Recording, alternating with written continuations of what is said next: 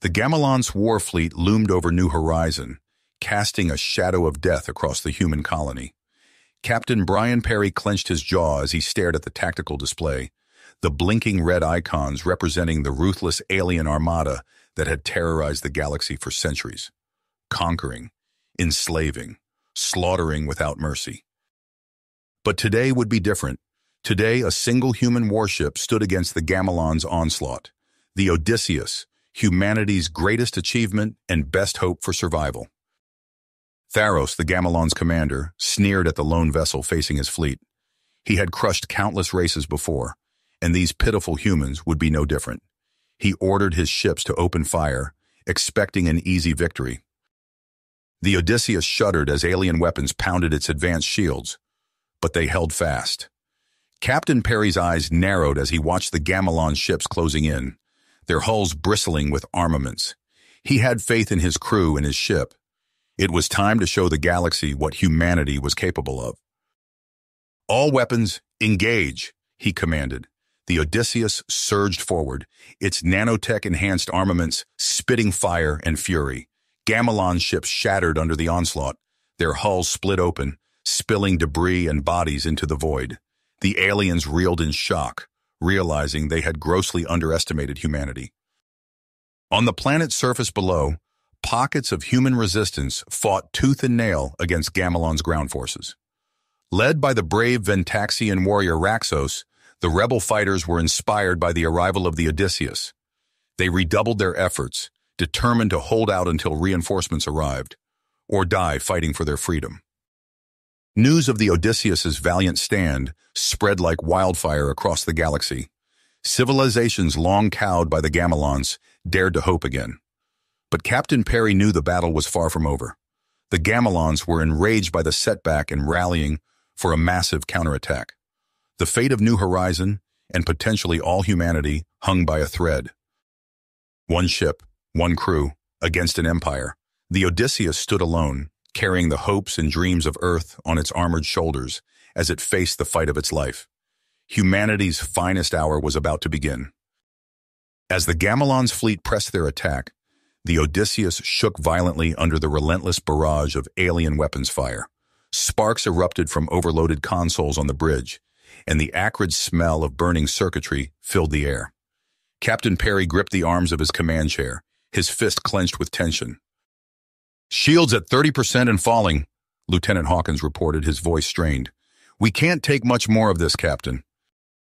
Perry nodded grimly. "Reroute all available power to the shields. We have to hold out until we can find a weakness in their defenses." In the bowels of the ship, Commander Vasilyev worked frantically to keep the Odysseus's systems operational. Her fingers flew over the holographic controls, redirecting energy flows and initiating emergency repairs.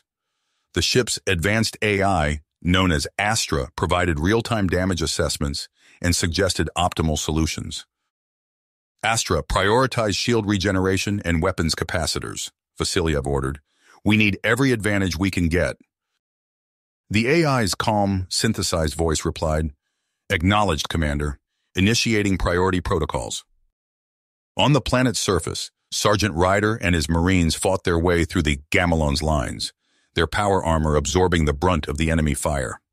Raxos and Zara fought alongside them, their Ventaxian combat skills proving invaluable against the alien ground troops.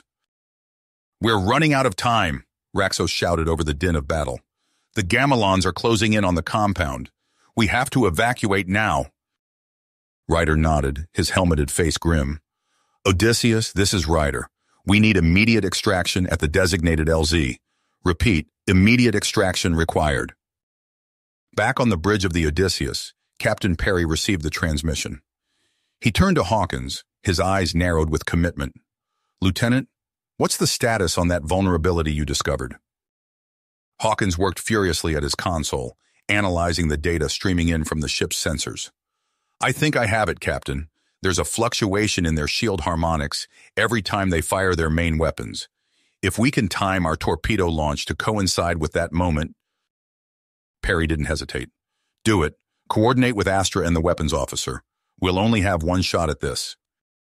As the Odysseus executed its daring maneuver, the Gamelon's fleet closed in, their weapons charging for a final, devastating salvo. Theros watched from his command ship, a cruel smile twisting his features. "Destroy them," he hissed. "Leave nothing but ashes." But at that critical moment, the Odysseus's quantum torpedoes struck home, piercing the weakened Gamelon shields and detonating deep within the enemy ships.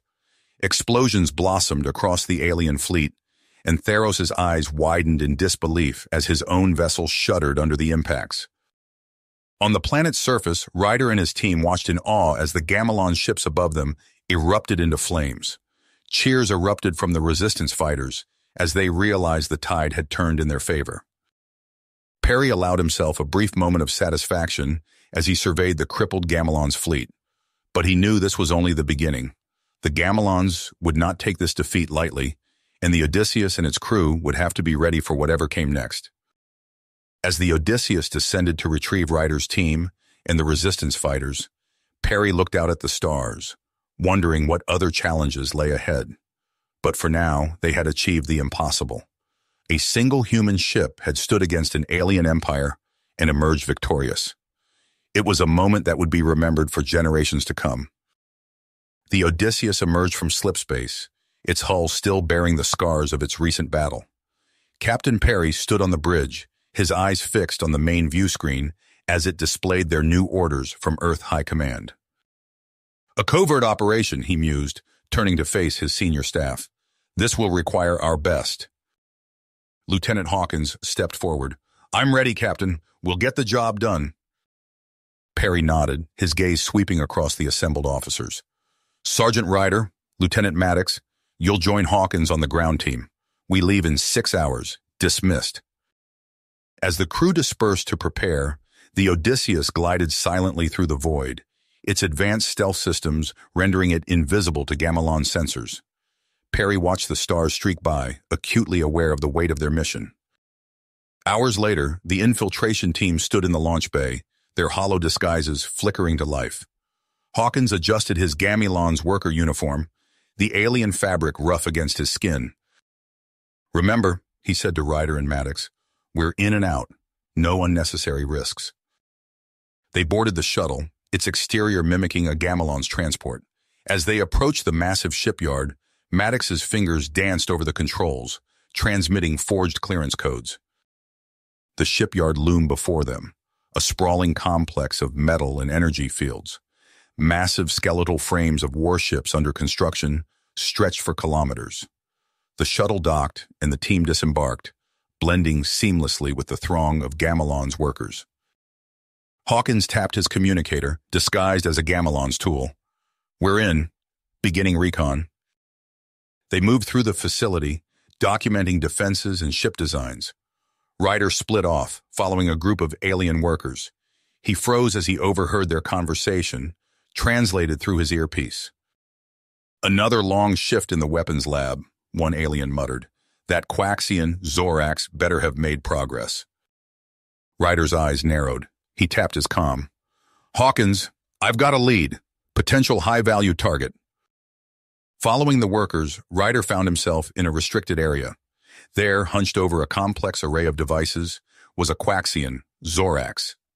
The alien's forearms moved with incredible speed and precision as he manipulated holographic schematics. Ryder approached cautiously.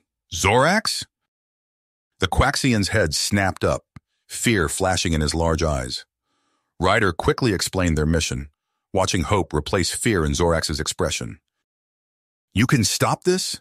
Zorax whispered. "I'll help. These weapons, they must be destroyed." Alarms suddenly blared throughout the facility. Maddox's voice crackled over the comm. "We've been made. Gamelon security incoming." Raider grabbed Zorax's arm. "Time to go." They raced through the corridors, the sound of weapons fire growing closer.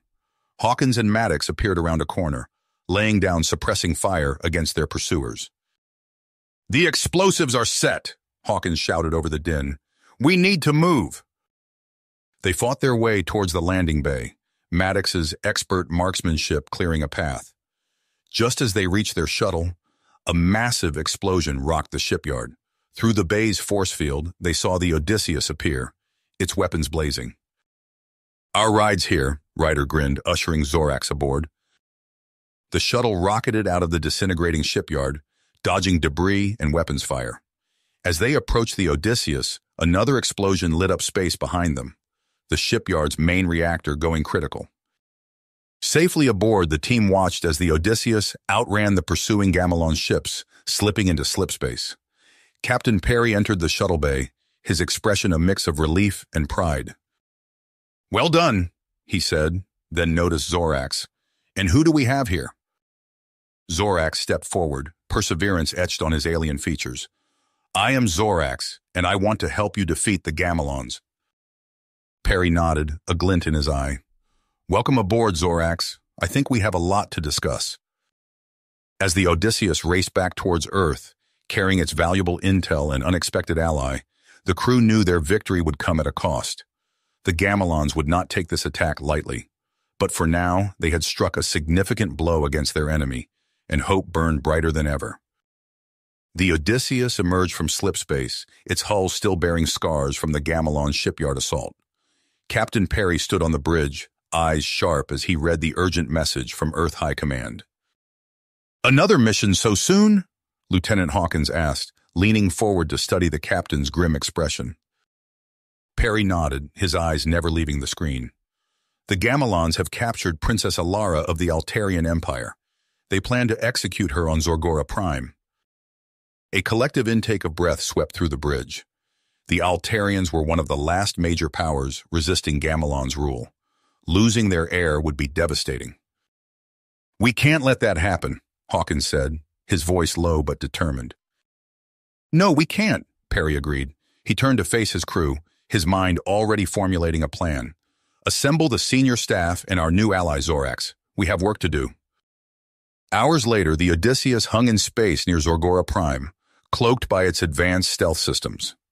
In the launch bay, an elite strike team led by Hawkins and Sergeant Ryder made final preparations. Zorax, the defected Gamelon's engineer, approached them. "I've uploaded the latest security protocols to your datapads. The princess is being held in the central detention block." Ryder nodded, checking his gear one last time.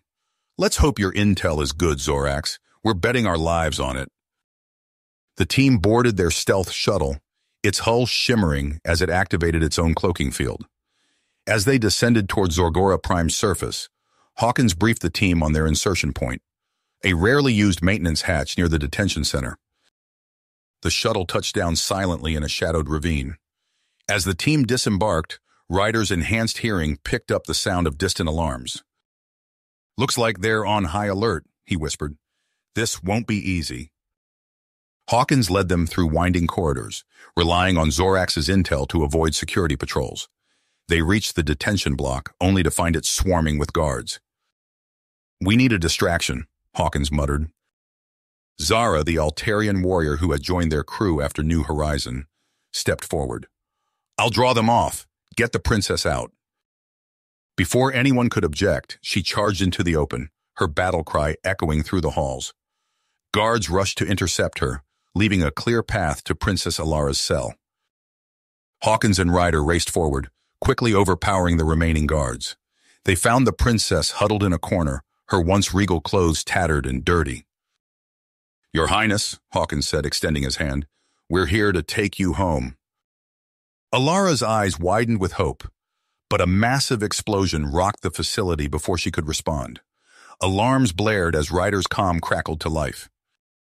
"Zara's down!" a team member shouted over the chaos. "We need to move now!" They rushed through the corridors, Princess Alara stumbling between them. As they neared the exit, a familiar figure lay motionless on the ground. Zara surrounded by fallen Gamelon soldiers. Ryder knelt beside her, checking for signs of life. He shook his head grimly. "She's gone. Her sacrifice got us this far." Hawkins gritted his teeth, fighting back emotions as he ushered the team toward their escape route. "We honor her by completing the mission. Move out!" They burst from the facility into the harsh Zorgoran night, racing for their shuttle as energy weapons fire erupted around them. The princess gasped as she saw the Odysseus decloak above, laying down covering fire. As the shuttle rocketed into the sky, Captain Perry's voice came over the comm. "Brace yourselves. We've got company." The Odysseus shuddered under the assault of Theros's warfleet. On the bridge, Perry barked orders as his crew fought to keep the ship intact. "Shields at critical levels," the tactical officer shouted. "We can't take much more of this." Perry's eyes narrowed. "Activate the quantum slipstream drive. It's our only chance." The experimental drive hummed to life, tearing a hole in subspace. The Odysseus plunged through, leaving the Gamelon's fleet behind. But as they emerged, alarms blared throughout the ship. "Multiple system failures," Vasilyev reported from engineering. "The slipstream drive overloaded our power grid. We're losing altitude." Perry gripped his chair as the view screen filled with the rapidly approaching surface of an uncharted planet. "All hands, brace for impact." The Odysseus plowed into dense jungle, carving a deep furrow before grinding to a halt. As the dust settled, Perry surveyed the damage. They were stranded on an alien world, with the Gamelons surely in pursuit. He turned to his battered but determined crew. "Damage report, and someone find Hawkins and Ryder. We need to secure our perimeter and start repairs immediately." Outside, strange cries echoed through the alien forest. The Odysseus crew had survived, but their greatest challenges still lay ahead. The alien forest pulsed with eerie bioluminescent life as Captain Perry surveyed the wreckage of the Odysseus. Twisted metal and shattered components littered the impact zone, a stark reminder of their desperate escape from the Gamelon's fleet. "Status report," Perry called out, his voice hoarse from the acrid smoke still hanging in the air. Sergeant Ryder emerged from a tangle of debris, his face smeared with grease and persistence. "It's bad, sir. Main power's offline, hull integrity's compromised in multiple sections. We're lucky to be alive." Commander Vasilyev limped towards them, clutching a sparking datapad. "I've compiled a list of salvageable components. If we're going to have any chance of getting off this rock, we need to start scavenging now." Perry nodded grimly. "Agreed. Ryder, organize search teams. I want every piece of usable tech cataloged and brought to a central location. Vasilyev, see what you can do about getting our communications back online." As the survivors of the Odysseus crew scattered to their tasks, Perry couldn't shake the feeling that they were being watched. Strange cries echoed through the dense foliage, sending shivers down his spine. Hours passed as they worked tirelessly, salvaging what they could from the wreckage. Vasilyev huddled over a makeshift workstation, her fingers dancing across salvaged circuit boards and power cells. "I think I've got something," she announced, her eyes alight with cautious hope. "It's not much, but I've managed to cobble together a subspace transmitter. We might be able to send out a distress signal." Perry leaned in, studying the jury-rigged device. "Do it! We need to let the Alliance know we're still alive." Vasilyev activated the transmitter, and a weak pulse of energy rippled outward. For a moment, hope flared in their hearts. Then the sky erupted with blinding light. Perry's blood ran cold as he recognized the telltale energy signatures of Gamelon's warships dropping out of slipspace. "They've found us," Ryder growled, raising his weapon. Perry's mind raced. They were in no condition to fight, let alone win against a Gamelon's fleet. His eyes fell on a strange, half-buried structure peeking out from beneath the jungle floor. "Everyone, inside that structure, now!" he ordered, pointing towards the mysterious opening. As they retreated into the darkness, the first Gamelon's landing craft touched down. Perry's heart sank as he recognized the figure striding down the ramp, Theros, the merciless Gamelon's commander, who had hounded them across the galaxy. Inside the structure, ancient mechanisms whirred to life, responding to their presence. Holographic displays flickered into existence, filling the air with alien script and diagrams. Vasilyev's eyes widened in awe. "Captain, this isn't just some alien ruin. This is architect technology. We've stumbled onto their homeworld." Perry's mind reeled at the implications. The Architects, a legendary race whose advanced technology had shaped the galaxy eons ago. If they could harness even a fraction of that power. "Can you make sense of any of this?" he asked Vasilyev. She nodded, her fingers already flying across the alien interface. "I think so. This facility, It's some kind of quantum forge. With this, we could build ships, weapons, anything we can imagine. Outside, Theros' voice boomed through amplifiers. Surrender now, humans, and your deaths will be quick. Resist, and you will suffer beyond imagination. Perry's eyes sharp. They were out of options, out of time. But maybe, just maybe, they had one last card to play. Vasilyev, get that forge online. Ryder, buy us as much time as you can. We're not going down without a fight. As Ryder and the remaining crew prepared their defenses, Perry turned back to the holographic displays. The secrets of the architects lay before them, their last, desperate hope against the Gamelon's onslaught. In the skies above, Theros' fleet loomed, weapons primed and ready to rain destruction upon the planet. The final battle for survival was about to begin. You have reached the end of the story. If you enjoyed this story and want to support us, please leave a like and subscribe to our channel, and for every comment that says 88, I will heart every single one of them. Thank you for your time.